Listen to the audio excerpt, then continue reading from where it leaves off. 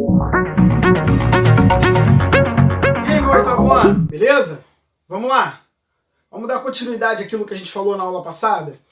A gente falou sobre América Latina.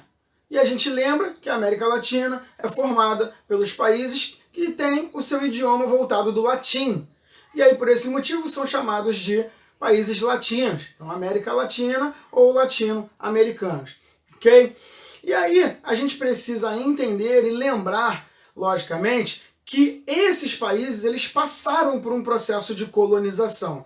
Colonização essa que tinha como interesse claro os recursos naturais. Esses recursos que tinham dentro desses países. Tinham não, tinham em maior quantidade, é lógico, mas hoje já tem com uma quantidade um pouco menor do que era em período de colonização. Sendo que esses países, por conta do seu processo de colonização, de uma forma meio abusiva, em alguns casos, eles, ao longo dos anos, eles conseguiram se independer. E aí, por conta da sua independência, da sua emancipação, eles viraram países únicos, vamos dizer assim, países autônomos, sozinhos. Só que esses países, eles continuaram muito dependentes de algumas coisas. E aí que a gente chega na questão da divisão internacional do trabalho. Divisão essa que a gente já falou algumas vezes, inclusive. Que essa divisão internacional do trabalho, ela vem de uma maneira meio injusta, vamos levar em consideração isso, em que os países que acabaram de sair do processo de colonização, eles eram países produtores de matéria-prima, basicamente. Matéria-prima essa como café, cana-de-açúcar, laranja, cereais, carne, leite, ferro, manganês, alumínio, ouro, entre tantas outras coisas que são extraídos da natureza. E que, por sua vez, alguns países industrializados, alguns países já desenvolvidos, precisavam disso com uma grande quantidade. Inglaterra, Estados Unidos, França, entre outros países que já passaram, aliás, já estavam passando pelo processo industrial.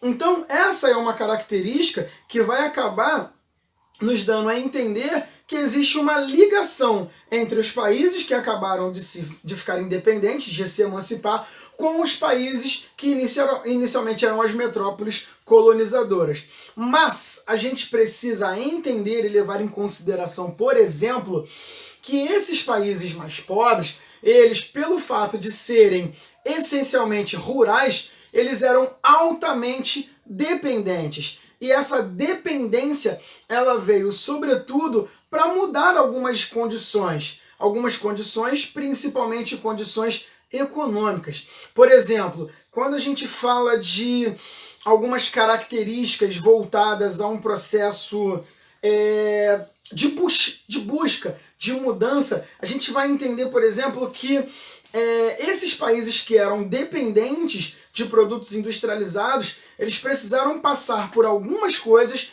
na verdade no mundo todo, para mudar essa realidade. Por exemplo, a Primeira Guerra Mundial de 1914 a 1918, ela mudou o cenário econômico no mundo, em que alguns desses países deixaram de produzir e deixaram de comprar do Brasil algumas coisas. Então isso já começou a mudar o pensamento dos governantes. E aí, o estopim, as características, por exemplo, vou dar o exemplo como o Brasil, que conseguiram mudar essa realidade toda, dessa mudança do rural para o urbano, do rural para o industrial, foi a crise na Bolsa de Valores de Nova York, que alterou as características no mundo todo. Características essas, por exemplo, econômicas, de países que compravam muitos dos produtos minerais primários do Brasil, principalmente o café, cana-de-açúcar, e que por um determinado motivo, falta de dinheiro, problemas econômicos, eles pararam de comprar.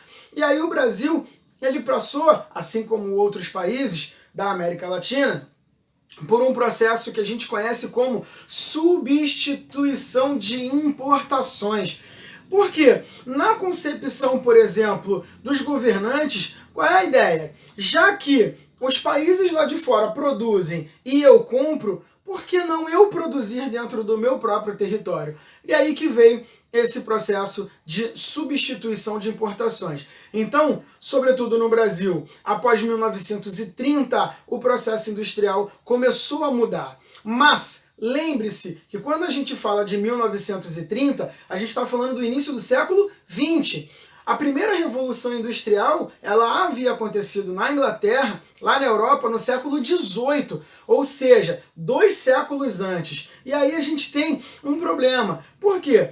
Esses países que lá atrás começaram na primeira revolução industrial, eles vieram com uma industrialização que chamamos de clássica. Foi aquela industrialização que veio gradativamente, acompanhando todas as mudanças naturalmente. No caso dos países latino-americanos, não. Não havia necessidade, lógico, de começar lá do baixo, do pouquinho, do zero, para fazer esse processo industrial. Não, era chegar onde eles já estavam e começar. Então, esses países, chamados de países de industrialização tardia ou atrasada, eles têm uma condição e uma característica de avançar algumas etapas, ou seja, etapas da primeira revolução e da segunda revolução foram queimadas. Na verdade, isso foi bom, mas também foi ruim, porque esse processo de industrialização tardia, mas acelerada,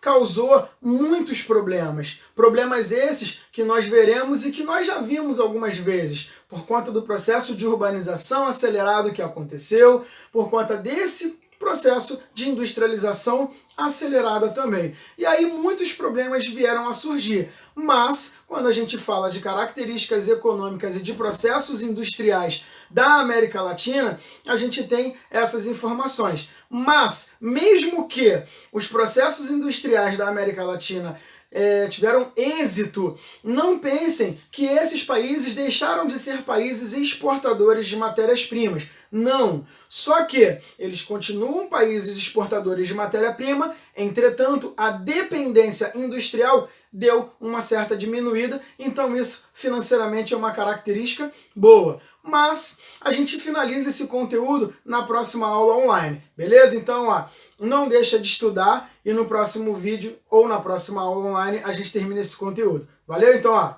beijo no coração de vocês e até a próxima. Tchau!